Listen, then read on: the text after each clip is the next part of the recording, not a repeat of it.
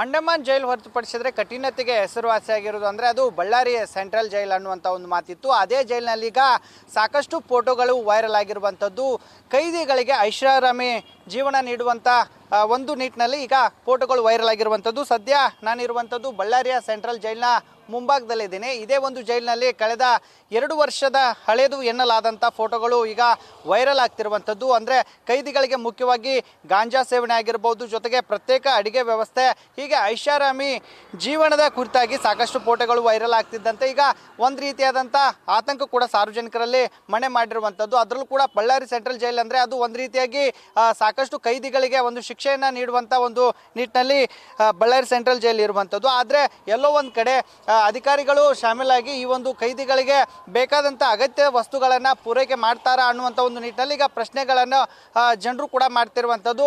ಮುಖ್ಯವಾಗಿ ಈ ಒಂದು ಫೋಟೋಗಳು ವೈರಲ್ ಆದ ಪ್ರಕರಣಕ್ಕೆ ಸಂಬಂಧಪಟ್ಟಂತೆ ಇಲ್ಲಿನ ಜೈಲು ಅಧೀಕ್ಷಕಿ ಲತಾ ಅವ್ರನ್ನು ಕೂಡ ನಾವು ಪ್ರಶ್ನೆಯನ್ನು ಮಾಡಿದಾಗ ಅವು ಹಳೆ ಫೋಟೋಗಳು, ಆದರೆ ಈಗಿನೂ ಅಲ್ಲ ಅನ್ನುವಂಥ ಒಂದು ನಿಟ್ಟಿನಲ್ಲಿ ಮಾಹಿತಿಯನ್ನು ಕೊಡ್ತಾ ಇರುವಂಥದ್ದು. ಜೊತೆಗೆ ಆ ಒಂದು ಫೋಟೋದಲ್ಲಿ ಇರ್ತಕ್ಕಂಥ ವ್ಯಕ್ತಿಗಳು ಈಗ ಸದ್ಯ ಬಳ್ಳಾರಿ ಜೈಲಿನಲ್ಲಿ ಇಲ್ಲ ಅನ್ನುವಂಥ ಒಂದು ನಿಟ್ಟಿನಲ್ಲಿ ಏನು ಅಧಿಕಾರಿಗಳು ಕೂಡ ಇಲ್ಲಿನ ಮಾಹಿತಿಯನ್ನು ಕೊಡ್ತಾ ಇರುವಂಥದ್ದು. ಆದರೆ ಎಲ್ಲೋ ಒಂದು ಕಡೆ ಈ ಒಂದು ಫೋಟೋಗಳು ಈಗ ಏಕೈಕಿ ವೈರಲ್ ಆಗ್ತಿದ್ದಂತೆ ಸಾಕಷ್ಟು ಒಂದು ರೀತಿಯಾಗಿ ಅನುಮಾನಕ್ಕೆ ಎಡೆ ಮಾಡಿಕೊಟ್ಟಿರುವಂಥದ್ದು.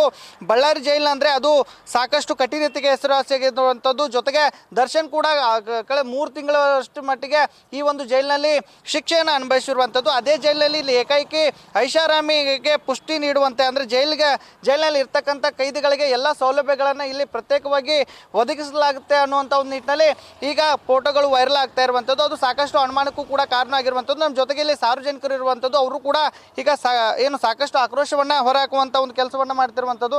ಸರ್, ಈಗ ಮುಖ್ಯವಾಗಿ ಜೈಲಿನಲ್ಲಿ ಇರ್ತಕ್ಕಂಥವು ಸಾಕಷ್ಟು ಫೋಟೋಗಳು ವೈರಲ್ ಆಗ್ತಾ ಇದ್ದಾವೆ. ಅದರಲ್ಲಿ ಕೈದಿಗಳಿಗೆ ಬೇಕಾದಂಥ ಅಗತ್ಯ ವಸ್ತುಗಳು, ಪ್ರತ್ಯೇಕ ಅಡಿಗೆ, ಗಾಂಜಾ, ಈ ಥರ ಎಲ್ಲ ಫೋಟೋಗಳು ಈಗ ವೈರಲ್ ಆಗ್ತಿರೋ ಇದ್ರ ಬಗ್ಗೆ ನಿಮ್ಮ ಅಭಿಪ್ರಾಯ ಏನು ಸರ್? ಸರ್, ನಾನು ಕೂಡ ಇವತ್ತು ಬೆಳಿಗ್ಗೆ ಸೋಷಿಯಲ್ ಮೀಡಿಯಾದಲ್ಲಿ ನೋಡಿದೆ. ಈ ಹಳೆ ಫೋಟೋ ಹೊಸ ಫೋಟೋ ಗೊತ್ತಿಲ್ಲ. ಬಳ್ಳಾರಿ ಎಲ್ಲ ರೀತಿಯಲ್ಲೂ ಹೆಸರಾಗಿದೆ. ಅದೇ ರೀತಿ ಬಳ್ಳಾರಿ ಜೈಲು ಅಂದರೆ ಭಾಳಷ್ಟು ಕೈದಿಗಳಿಗೆ ಭಯ.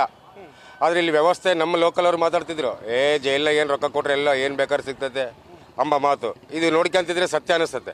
ಈ ಕಾರಾಗೃಹ ವ್ಯವಸ್ಥೆ ಸರಿ ಹೋಗ್ಬೇಕು. ಅದು ಯಾವಾಗಿಂದೇ ಇರಲಿ, ಫೋಟೋಗಳು, ವಿಡಿಯೋಗಳು ಇವತ್ತಿಂದ ಇರ್ಬೋದು, ಹಳೇದಿರ್ಬೋದು.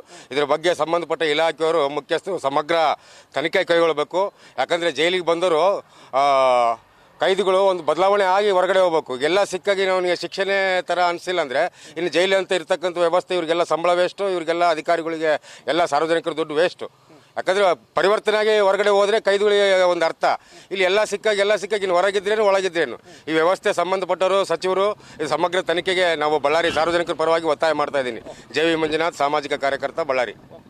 ಇದಿಷ್ಟು ಇಲ್ಲಿನ ಸಾರ್ವಜನಿಕರು ಕೂಡ ಹೇಳ್ತಾ ಇರುವಂಥದ್ದು. ಈ ಒಂದು ಫೋಟೋಗಳೇನು ವೈರಲ್ ಆಗಿದ್ದಾವೆ ಇದು ಸಂಪೂರ್ಣವಾಗಿ ತನಿಖೆ ಆಗಬೇಕು. ಆಗಿನ ಹಂತದಲ್ಲಿ ಅಂದರೆ ಅವು ಈಗಿನ ಫೋಟೋ ಅಥವಾ ಆಗಿನ ಫೋಟೋ ಅನ್ನುವಂಥದ್ದು ಕೂಡ ಈಗ ಮುಖ್ಯವಲ್ಲ.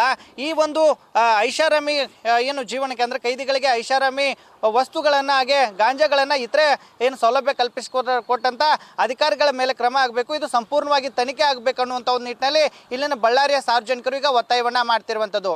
ಕ್ಯಾಮರಾಮನ್ ಕಾರ್ತಿಕ್ ಜೊತೆಗೆ ಶಿವಾನಂದ್ ಮದಿಹಳ್ಳಿ, ನ್ಯೂಸ್ ಫಸ್ಟ್ ಕನ್ನಡ, ಬಳ್ಳಾರಿ.